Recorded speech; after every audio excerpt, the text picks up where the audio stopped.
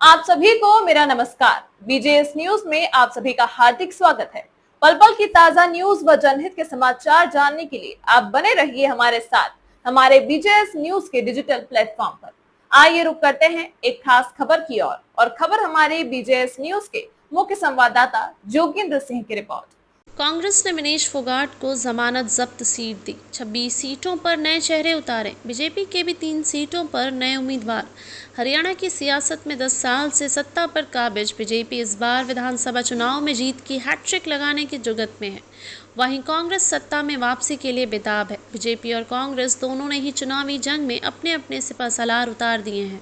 हरियाणा में फर्श से अर्श पर पहुंची बीजेपी 2019 में भले ही 40 सीटें जीतकर दूसरी बार सरकार बनाने में सफल रही हूँ, लेकिन 3 सीटों पर उसकी जमानत जब्त हो गई थी। इसी तरह कांग्रेस ने बीजेपी को पिछले चुनाव में कांटे की टक्कर दी थी, लेकिन 27 सीट पर पार्टी कैंडिडेट अपनी जमानत नहीं बचा सके थे। इनमें विनेश फोगाट की जुलाना सीट भी शामिल है। इस सीट पर भी 2019 के चुनाव में पार्टी की जमानत जब्त हुई थी।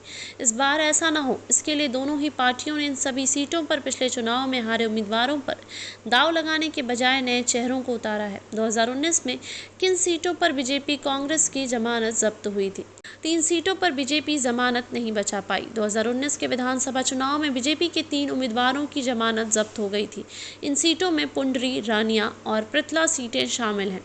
2019 में पुंडरी विधानसभा सीट पर बीजेपी उम्मीदवार वेदपाल एडवोकेट को 20,990 15.33% वोट मिले थे। वहीं रानिया सीट के प्रत्याशी रामचंद्र कंबोज ने 20,709 14.42% वोट पाए। इसके अलावा पृथला सीट से कैंडिडेट सोहन पाल के खाते में 21,322 14.50% वोट आए थे।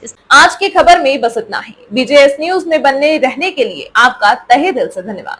पल पल की ताजा खबर जानने के लिए कृपया हमारे बीजेएस न्यूज चैनल को सब्सक्राइब कर लें और बेल आइकन को प्रेस करना ना भूलें।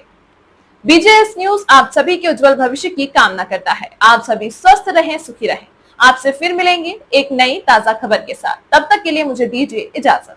धन्यवाद, नमस्कार।